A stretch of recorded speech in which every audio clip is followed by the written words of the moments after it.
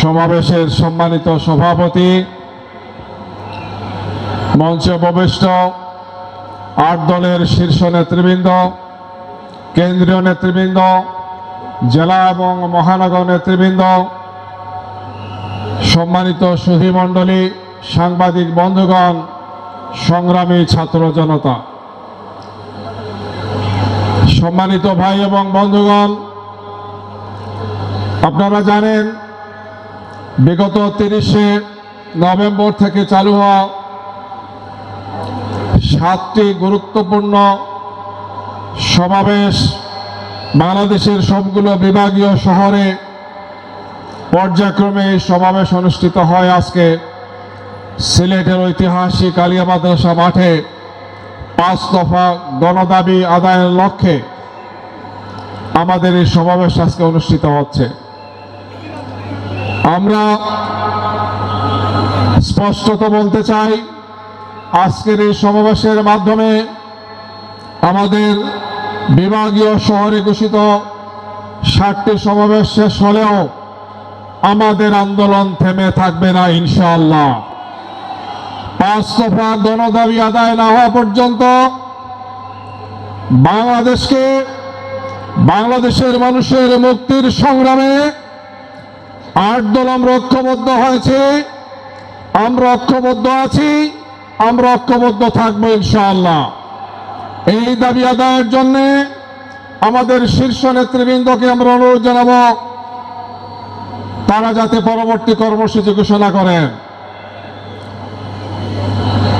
দেশবাসী, আপনারা জানেন অন্তর্বর্তীকালীন সরকার দায়িত্ব নেওয়ার পর ৩টি গুরুত্বপূর্ণ বিষয়কে তারা অগ্রাধিকার দিয়েছেন।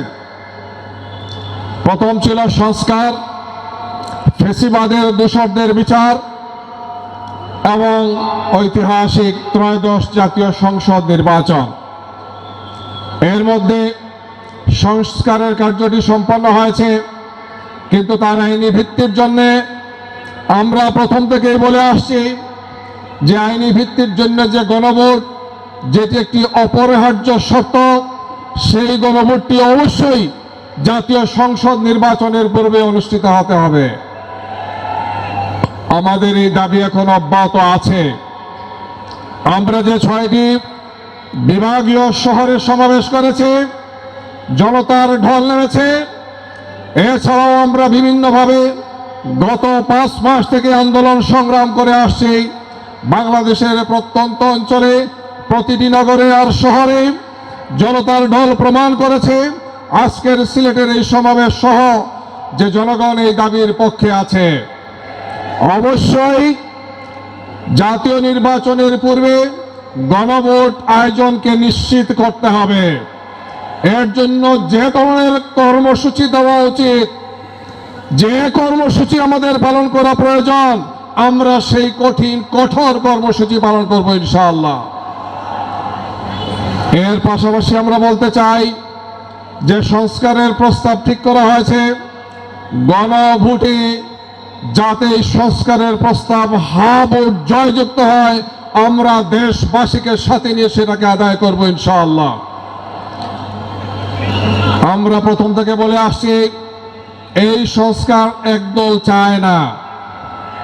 বিভিন্ন ধরনের ছলে বলে কলে কৌশলে ঐক্যমত্য কমিশনের মিটিং আপনারা দেখেছেন, দীর্ঘ আলোচনার পরে বলেন যে আমরা বুঝি নাই, আমাদের দলীয় ফোরামে আলাপ করতে হবে, এখন প্রয়োজন নাই, সামনে হবে। গুরুত্বপূর্ণ 15টি সংস্কার প্রস্তাবে তারা নোট অফ ডিসেন্ট দিয়েছেন। জনগণের কাছে প্রশ্ন যে আদৌ তারা সংস্কার চান কিনা।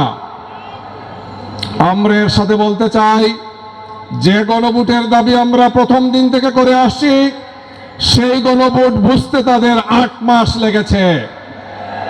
জনগণের কাছে তাদের আকাঙ্ক্ষা খুবই স্পষ্ট। আমরা এই ধরনের দল আর মানুষকে দেশবাসীর সামনে আমরা বলতে চাই, তাদেরকে চিনে রাখেন। এদের দ্বারা অতীতেও দেশের কল্যাণ হয় নাই, ভবিষ্যতেও কোনো কল্যাণ হবে না। আজকে ৮ দল বাংলাদেশের মানুষের আশা আকাঙ্ক্ষার প্রতীকে পরিণত হয়েছে। আমরা দৃঢ়ভাবে বিশ্বাস করি ক্ষুধামুক্ত, দারিদ্র্যমুক্ত, সন্ত্রাসমুক্ত, বৈষম্যমুক্ত, গুমমুক্ত বাংলাদেশ প্রতিষ্ঠার জন্য আজকে শীর্ষ নেতৃবৃন্দের নেতৃত্বে যে 8 দলের বিশাল আজকে এই কাফেলা হয়েছে, বাংলাদেশ তাদের জন্য অপেক্ষা করছে। বাংলাদেশের ভবিষ্যৎ, বাংলাদেশের আশা আকাঙ্ক্ষা 8 দলের সাথে সম্পৃক্ত ইনশাআল্লাহ। আমরা আমাদের আন্দোলন, আমাদের সংগ্রাম, আমাদের দাবি অব্যাহত থাকবে। আমরা অন্যের কাছে মাথা নত করিনি, আমরা মাথা নত করব না ইনশাআল্লাহ। দেশবাসীকে সাথে নিয়ে, সব ভাই এবং বোনদেরকে সাথে নিয়ে আমরা আমাদের দাবির পক্ষে লড়াই করে যাব ইনশাআল্লাহ। সেই সংগ্রাম, সেই কর্মসূচি আরো বেগবান হবে, আরো ব্যাপক হবে, আরো বিস্তৃত হবে ইনশাআল্লাহ। আমাদের শান্তিপূর্ণ কর্মসূচিতে আমরা আশা করব যে সরকার, অন্তর্বর্তীকালীন সরকার তারা সাড়া দেবেন। আমাদেরকে এমন কোনো কঠিন কর্মসূচিতে বাধ্য করবেন না যাতে দেশে কোনো বিশেষ পরিস্থিতি তৈরি হয়। আমরা আগামী ফেব্রুয়ারির মধ্যে নির্বাচন চাই। এই নির্বাচনকে নিয়ে চক্রান্ত আর ষড়যন্ত্রকে করতে দেব না আমরা কাউকেই। ইতিমধ্যে কিছু কথাবার্তা বাজারে ছড়ানো হচ্ছে। আমরা স্পষ্ট বলতে চাই, আগামী জাতীয় সংসদ নির্বাচন, ত্রয়োদশ জাতীয় সংসদ নির্বাচন জাতির আশা আকাঙ্ক্ষার সবচেয়ে বড় বাস্তবায়নের রাস্তা হচ্ছে এই নির্বাচন। এই নির্বাচনকে নিয়ে কোনো ধরনের কোনো টালবাহনা আমরা সহ্য করব না।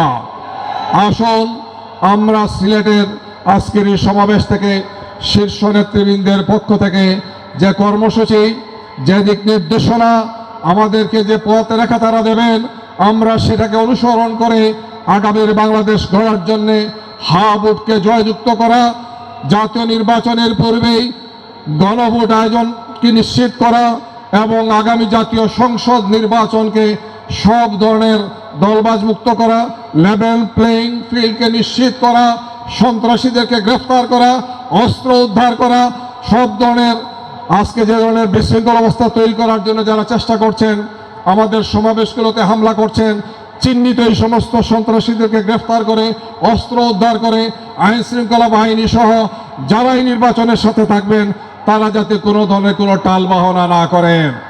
নির্বাচন সুষ্ঠু হতে হবে, নির্বাচন গ্রহণযোগ্য হতে হবে, জাতির আস্থার জায়গায় যাতে নির্বাচন কমিশন এবং সরকার দায়িত্ব পালন করেন। অন্যথায় দেশবাসী জনগণকে সাথে নিয়ে আমরা এই 8 দল ইনশাআল্লাহ রাজপথে তুমুল প্রতিরোধের দুর্গ গড়ে তুলব ইনশাআল্লাহ।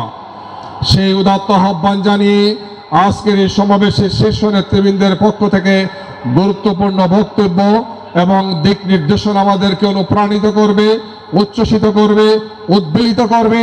আগামীর বাংলাদেশ নির্মাণে আমরা কাঁধে কাঁধ মিলিয়ে 8 দল এগিয়ে যাব, সেই প্রত্যাশা ব্যক্ত করে সবাইকে ধন্যবাদ, মোবারকবাদ জানিয়ে আমার বক্তব্য শেষ করছি। সবাইকে ধন্যবাদ। আসসালামু আলাইকুম ওয়া রাহমাতুল্লাহি ওয়া বারাকাতুহু।